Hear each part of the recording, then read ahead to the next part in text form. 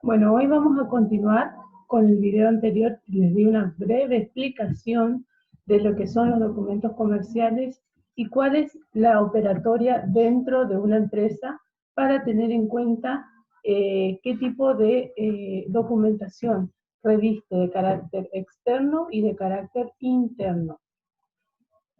En el contenido de esta unidad, en la primera parte de esta unidad, hablamos sobre la importancia de la documentación, qué es la contabilidad patrimonial y qué es la contabilidad gerencial, la diferencia entre ambas, cuál es la documentación interna y externa que entra dentro de la empresa y la que va a ser utilizada para transcribir y transportar esos movimientos, esa información diaria que luego es volcada en los registros contables que son de uso obligatorio de acuerdo a normas legales nacionales e internacionales, cuáles son las descripciones típicas de una operación y cuál es la condición del vendedor frente al IVA.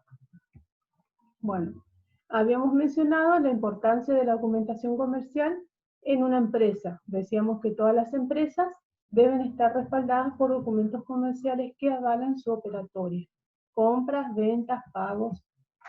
Habíamos hablado también que la contabilidad patrimonial y la contabilidad gerencial se diferencia, que la contabilidad patrimonial es la información que debe brindar la empresa hacia terceros u organismos de contralor y habla sobre el desenvolvimiento o el desempeño durante un periodo o ejercicio económico en el que desarrolla su actividad. Hablamos de ejercicio económico, que es un periodo comprendido en los 12 meses del año calendario. Pueden ser un periodo irregular o inferior a estos 12 meses cuando se realiza una empresa, se realiza la constitución, perdón, y el periodo es inferior a los 12 meses del año calendario. Y en eso contábamos que teníamos el estado de situación patrimonial, el estado de resultados, el estado de evolución del patrimonio neto y el estado de flujo efectivo. Esos son libros obligatorios. Además de eso, se complementa con unos informes. Estos informes son transcripciones textuales del desenvolvimiento del profesional en ciencias económicas que desarrolla la actividad y da su opinión sobre la tarea encomendada, es decir, opina sobre el trabajo que realizó y justifica. Eso se llama las notas en los estados contables y los anexos correspondientes. Cuando se refiere a anexos, son planillas que se adjuntan a los estados contables mencionados anteriormente, como el estado de situación patrimonial o de resultado, en los cuales se complementa y se detalla. Por ejemplo, los gastos que tuvo una empresa. Se tiene en cuenta los gastos que tuvo y la forma en que fueron cubriéndose esos gastos. También los recursos que tienen a raíz de ventas o cobros. Bueno, y en cuanto a lo que es la contabilidad gerencial, sucintamente se refiere a la información que es de carácter interno y es preparada por el profesional en ciencias económicas, pero para uso netamente interno, ya sea los directivos o propietarios de la empresa, donde es información especializada, información requerida puntualmente para presentar a un organismo en particular o simplemente para hacer un detalle de las actividades que se ejercieron durante ese ejercicio económico. En cuanto a, por ejemplo, teníamos informes de costos de producción para la toma de decisiones, que se refiere cuando una empresa se dedica a la actividad productiva y tiene una elaboración de productos. El costo de producción se refiere a los insumos que son necesarios para llevar a cabo el producto a la góndola. También podemos hablar de pronósticos y presupuestos, es decir, toda empresa tiene una visión para seguir en el futuro.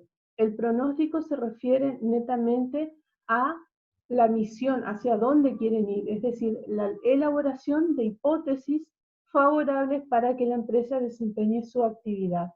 Por ejemplo, una buena cosecha, una buena siembra, factores climáticos, políticas impositivas que ayudan o desgravan ciertas actividades y favorecen en gran medida el desempeño de mayor actividad.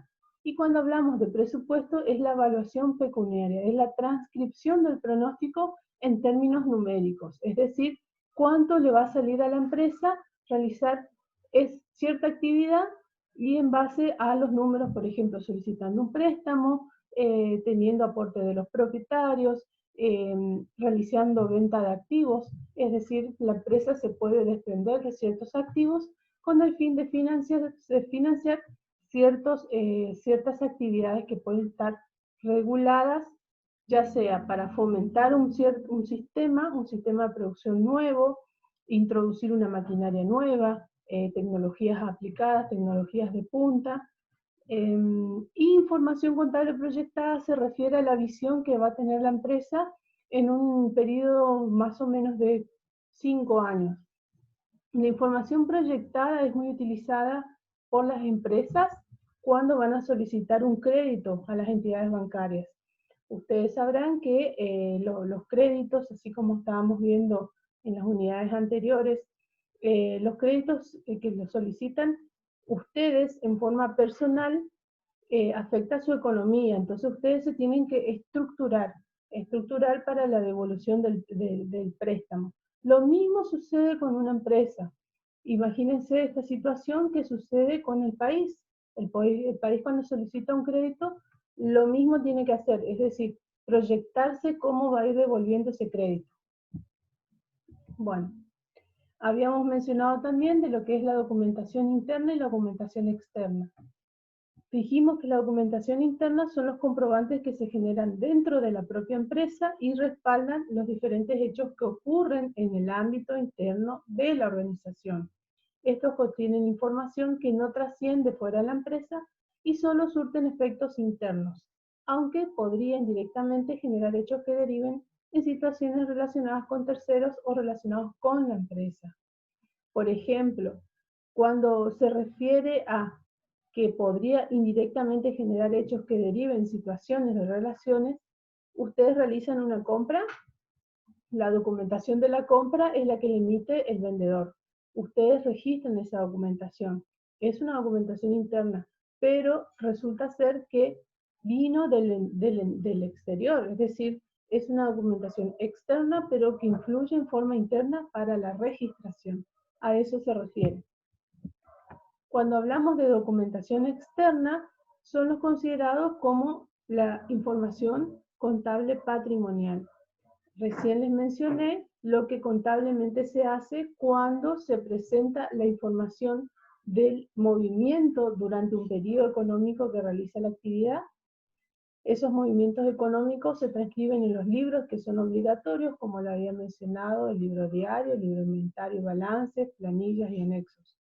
Entonces, también se vale decir que presentar una información a terceros, como ser, por ejemplo, proveedores, clientes, organismos de contralor de fiscalización, también representa una importancia desde el punto de vista interno, porque se puede utilizar esa información a nivel gerencial y tomar decisiones.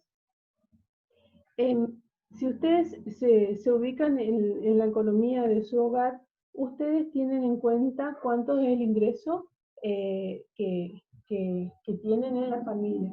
A raíz de ese ingreso, ustedes hacen una proyección de pago de impuestos, de servicios, compra de algún insumo eléctrico, un insumo para la casa, mercaderías, ropa, vestimenta, bueno.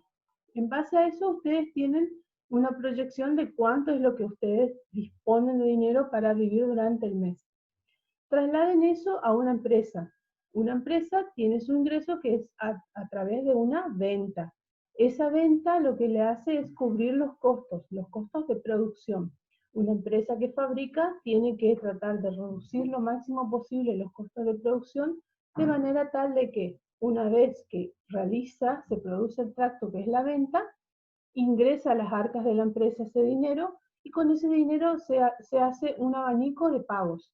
Les digo un abanico porque de esa forma se tiene que ir pagando, ya sea al proveedor, que habíamos mencionado acá en lo que es la documentación interna, a los clientes, se devuelve a los clientes a través de los precios de los productos, a los organismos de contralor. También es importante porque se puede utilizar para la toma de decisiones, es decir, los gerentes o los altos directivos de una empresa van a ver cuánto es el remanente una vez cubierta todas las obligaciones con las cuales asumió la empresa. También es importante tener notoriedad en que las tomas de decisiones, si bien son de carácter gerencial, de los más altos niveles ejecutivos, pero es muy importante la información que le brindan los niveles inferiores. De allí que en las unidades anteriores hablábamos cuáles eran las decisiones programadas, no programadas. ¿Se acuerdan la estructura de la pirámide que les mencionaba? Cómo les preguntaba a ustedes cómo se sentían a la hora de desarrollar sus tareas, qué tipo de tareas realizaban, cómo les eran encomendadas, las actividades rutinarias, no rutinarias, la delegación de autoridad, la posición vertical y horizontal de las decisiones. Bueno, esto es lo mismo, nada más que volcado a lo que es una empresa. Bueno, en conclusión, lo que se le da la utilidad a la documentación interna y externa tiene un doble propósito.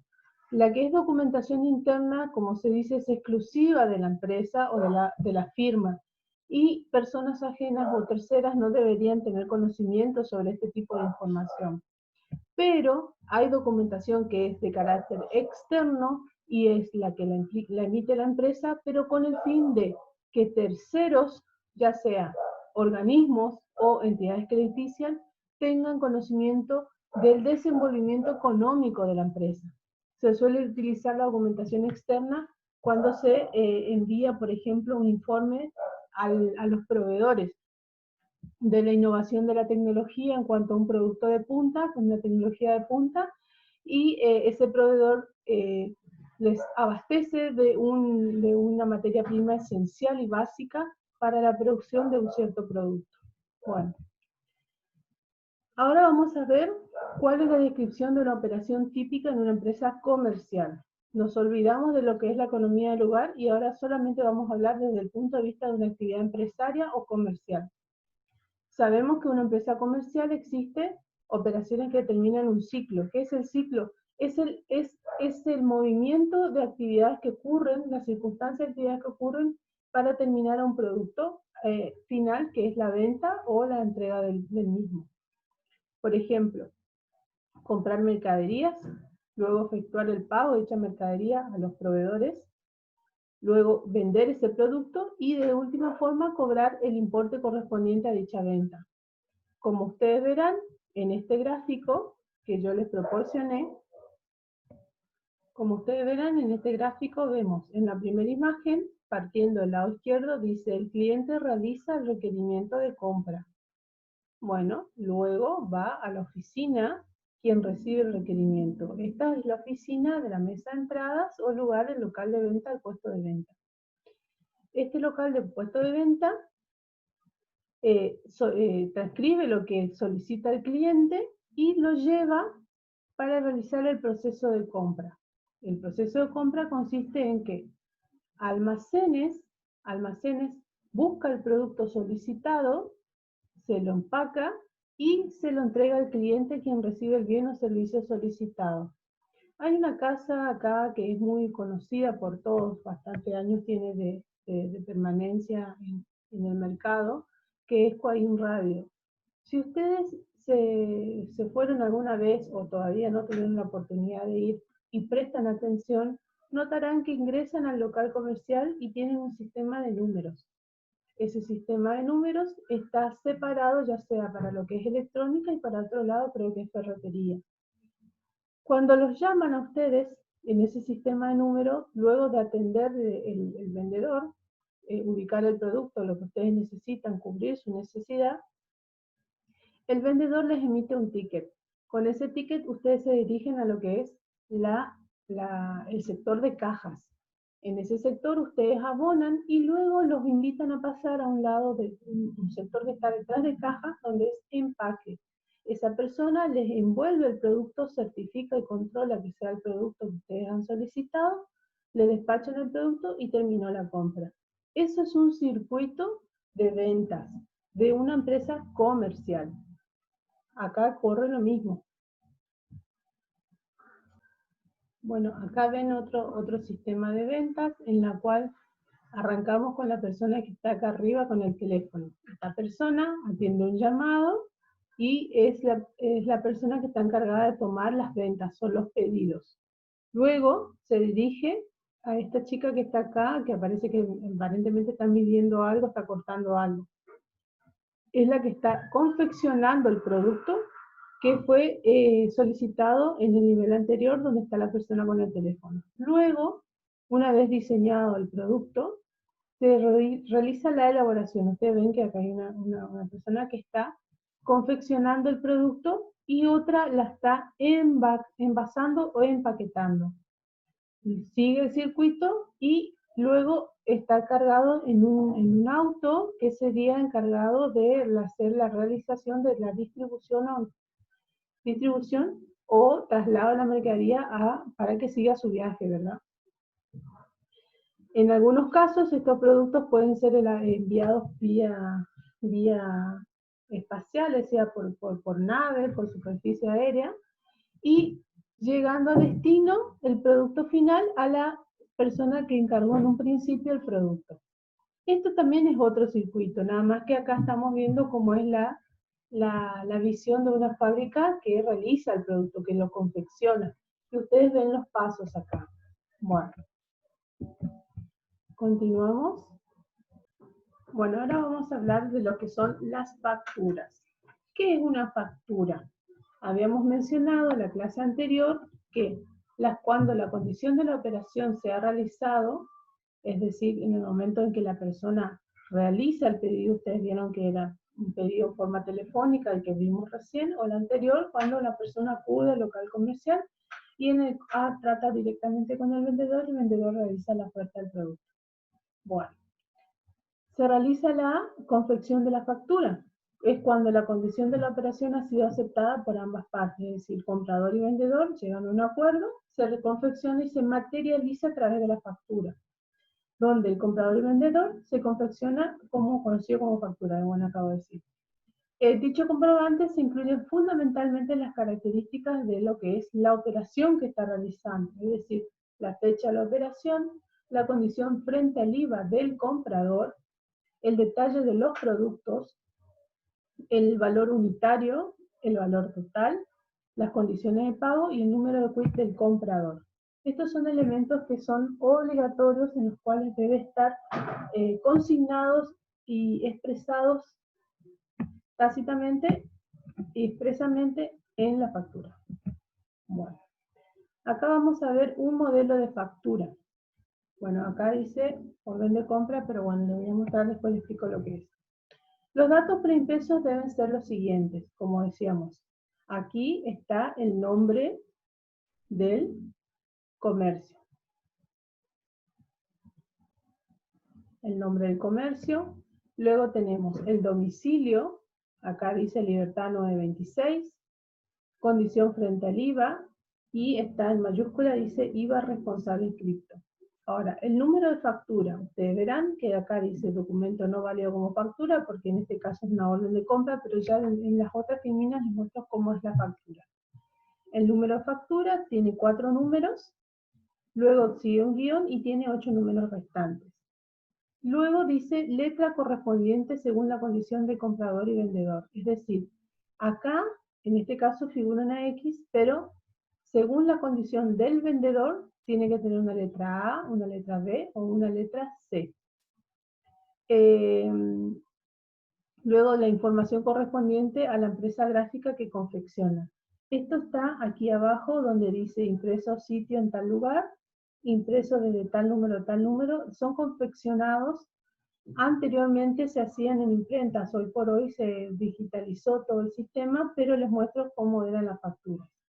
Bueno, aparte de eso, de tener los datos de la condición frente a los organismos de contralor, del vendedor, tenemos quién es el comprador, la persona XWSA, el domicilio, la condición frente al organismo de contralor, también es responsable inscripto, el plazo de la operación, en este caso es una operación a 30 días, y el lugar de entrega, el lugar donde se va a remitir la mercadería.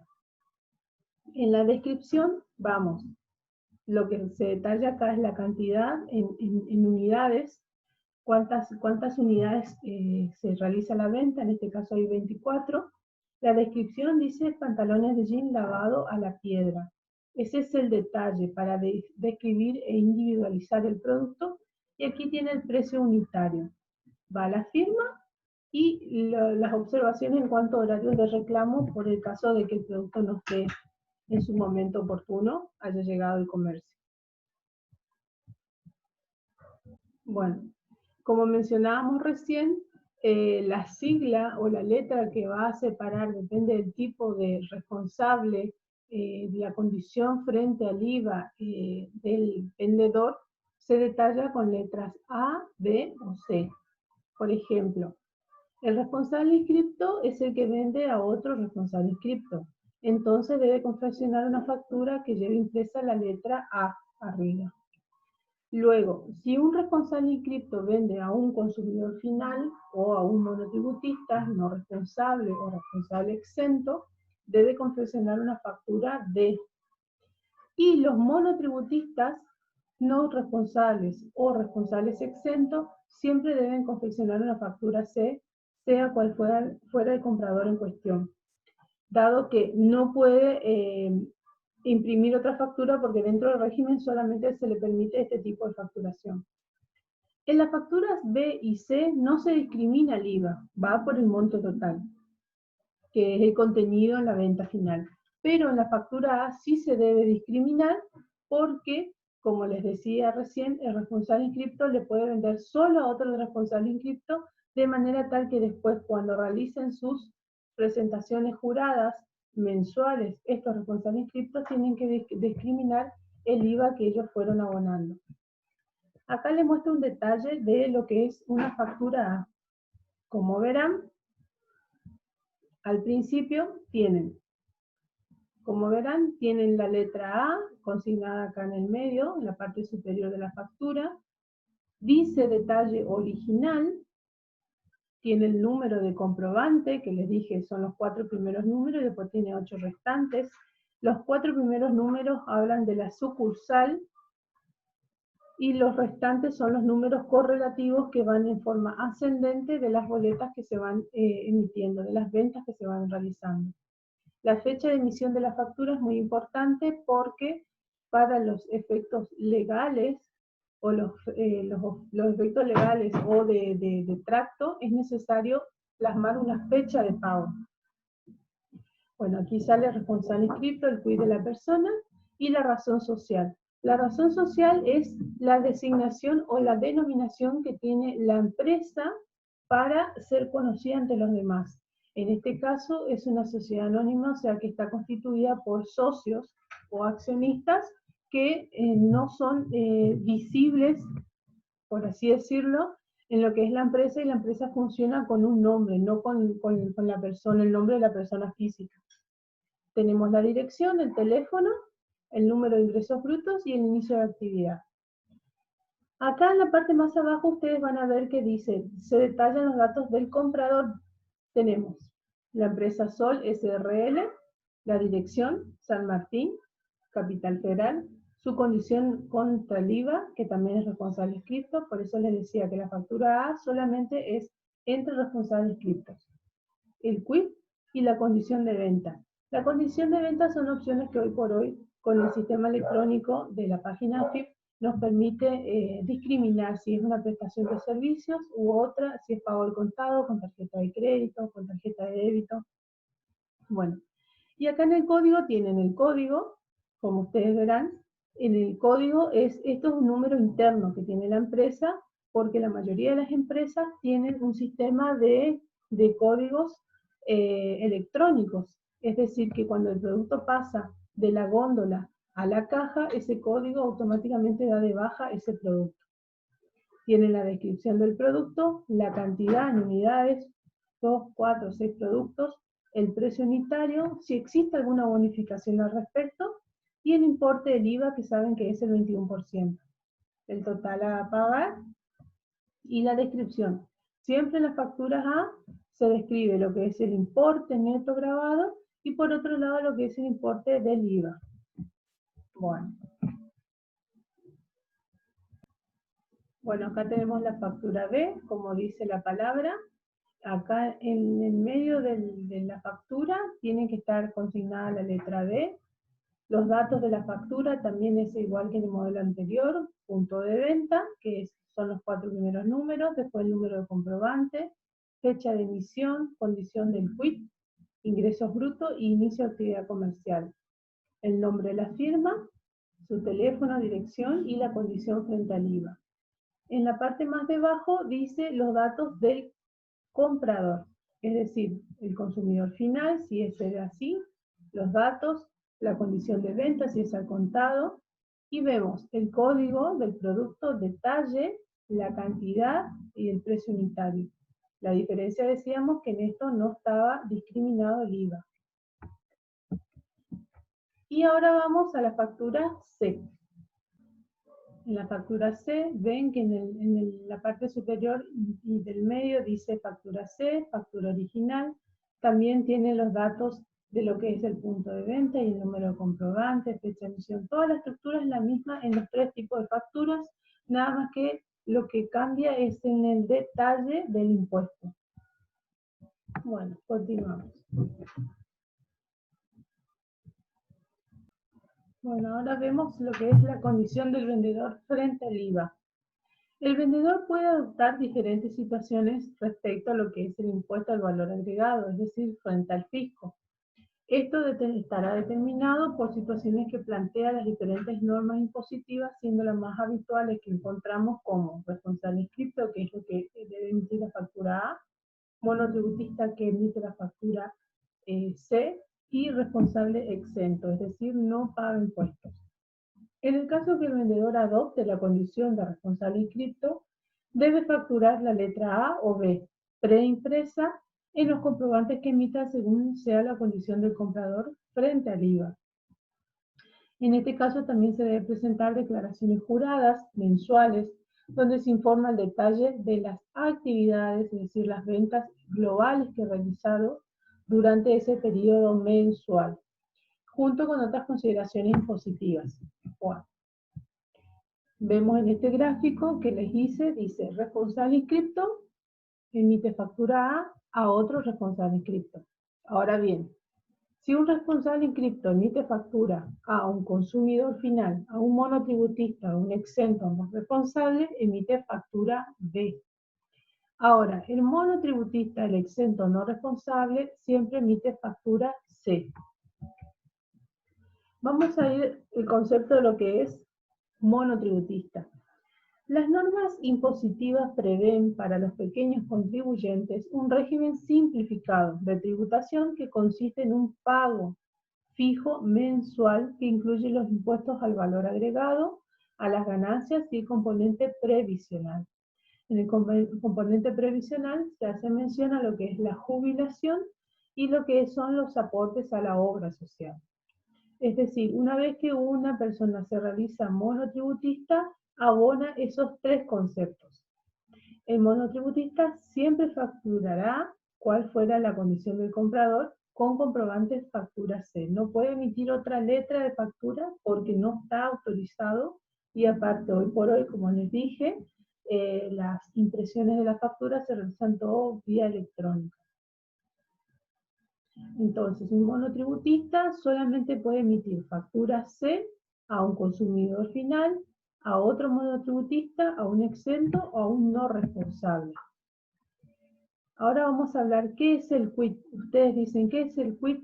Bueno, la sigla quit significa clave única de identificación tributaria. Es el número de identificación fiscal que poseen los contribuyentes y en su estructura de armado figuran tres partes. La primera parte está determinada por un número que representa si se trata de una persona física o de una empresa. La segunda está determinado el número de documento de identidad si es una persona física. Y si en el caso de una empresa, el número de identificación previsional, y el tercero está determinado por un número denominado dígito verificador. En el caso de las empresas, como son personas ideales, la FIP es la que le asigna el número de quit. el número completo, digamos, el número de identificatorio, dado que a partir de la inscripción ante la AFIP nace esa persona física, esa persona jurídica, perdón, o ideal. Bueno, vemos acá los elementos del quit. Por ejemplo, tenemos el quit de una SA, como les mencionaba recién, el prefijo 30, que está empezando de la mano izquierda. Luego tenemos el número de identificación previsional, que ese es el número que le asigna la AFIP, y el último número, que es el dígito verificador. El dígito verificador es a los efectos de la fecha de los vencimientos. Todos los meses, la AFIP y la Administración Tributaria Provincial distribuyen esas terminaciones de dígito verificador para las presentaciones de las obligaciones informativas ante los organismos de AFIP o de Administración Tributaria Provincial. Y más abajo vemos el ejemplo de quit de una persona física. También tiene el prefijo, número 20 en este caso, el número de DNI, que es el número que le corresponde cuando esta persona nace en la Argentina y es un número de partida, y el dígito verificador, que también funciona de la misma forma que en una SA, es el número que le asigna la AFIP, y es cuando tiene que realizar las presentaciones a los deberes formales que son exigidos. Bueno, vamos a hablar ahora un poco más de lo que es documentación.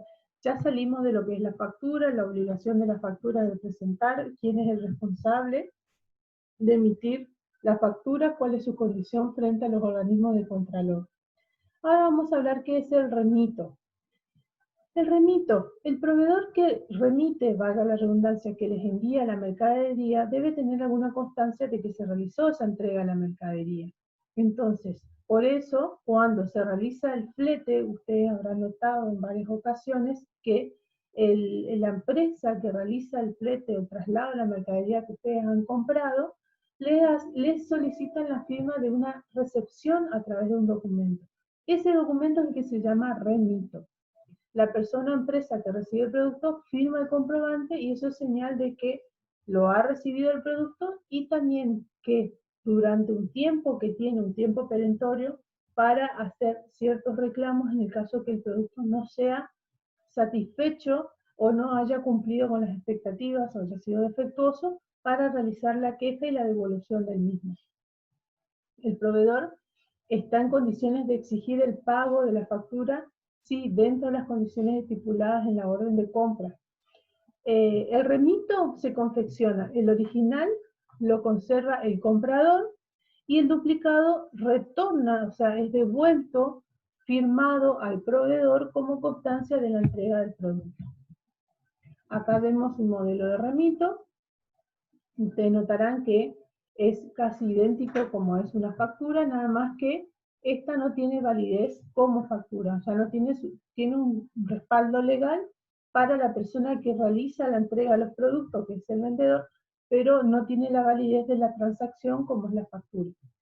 Tiene los mismos datos, nombre de la empresa, la dirección, la R que tiene que especificar que trata de un remito, la numeración, el remito tiene una numeración cronológica también, habla del punto de venta, los datos del comprador, si es responsable inscripto, monotributista, consumidor final, la descripción del producto, y en este caso ustedes verán que tiene los datos de lo que es la imprenta que confeccionaba. Les comento que hasta el año pasado, hasta marzo del año pasado, era optativo usar la emisión de las facturas a través de talonarios, es decir, se realizaba una autorización a través de la AFIP con una clave que se llamaba CAE, en la cual esa autorización que le emitía la AFIP al responsable inscripto, monotributista que iba a desarrollar la actividad, con esa autorización se dirigían a las imprentas y las imprentas controlaban que, ustedes ya habían pasado por los organismos de contralor y que estaban autorizados a imprimir los talonarios, esos talonarios de factureros que le dicen. Bueno, Eso se dejó en efecto desde marzo del año pasado y a partir de abril del año pasado todas las facturas son de carácter electrónico, es decir, se tienen que emitir vía electrónica. El inconveniente que tenemos es con el uso de conexión inalámbrica o de red o de internet, que en algunas ocasiones se ve expuesto por el consumo, por la banda ancha y, bueno, miles de cosas.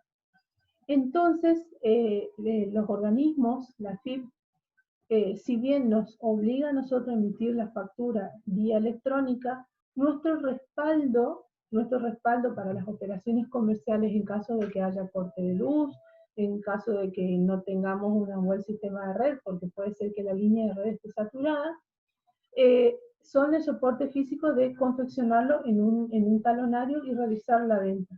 No obstante a eso, es mi documento probatorio, pero yo tengo que elevar esa factura a través de internet y confeccionarla en la página. Bueno, vamos a hablar un poco de lo que son notas de débito y notas de crédito. Bueno, las notas de débito son comprobantes que envía el proveedor al cliente para informarle que su deuda se ha incrementado por motivo que se detalla a continuación. Pueden ser errores de facturación, pueden ser también cálculo de intereses, pueden ser gastos varios incorporados en la operación. Para eso se utilizan las notas de débito. Ahora, la nota de crédito son comprobantes que envían al proveedor al cliente para comunicarle que su deuda o ha disminuido por algún motivo que se encuentra a continuación. Puede ser error de facturación, descuentos omitidos, devoluciones. Es decir, en las notas de créditos, ustedes lo vean como un saldo a favor que tienen. No sé si todos trabajan en la administración pública, pero los que realicen actividades de pagos o cobros van a notar que a veces se incurren en la duplicación de pagos de impuestos en cualquier organismo. Entonces ustedes van con las dos facturas que han pagado en forma equívoca, digamos, pagaron dos la del mismo vencimiento y le reconocen ese saldo que pagaron de más para el próximo ejercicio, para la próxima cuota, o bien ustedes pueden reimputar. Bueno, a eso se refiere como nota de crédito.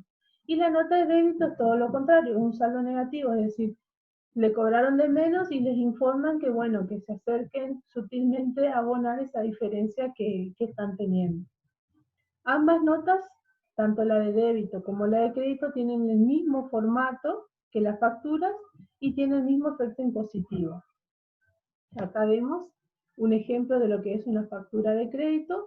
Ustedes verán que está consignado el código también en esta parte donde dice la letra A, bueno, el detalle de lo que es la factura de crédito, los datos de la empresa, su condición frente a los organismos contralor, el quit, ingresos brutos, los inicios de actividades, en este caso tiene un CBU, y luego van los datos de lo que es el comprador, es decir, como es una factura de crédito, ustedes son los que tienen un saldo a su favor. Bueno, se consignan eso y en el detalle más abajo se pone las causas por las cuales se emite la factura de crédito. Bueno. Bueno chicos, eso es todo por hoy. La clase que viene vamos a seguir viendo lo que es la parte de documentación comercial. Esta parte es más entretenida, tiene más temas o más ítems para que ustedes vayan viendo, pero todavía no le voy a asignar tareas debido al volumen de información que le estoy dando ahora. La semana que viene vamos a continuar con el dictado. Cualquier consulta en alguna explicación en particular que no les haya quedado claro, por favor les pido que me remitan. Bueno, desde ya muchas gracias.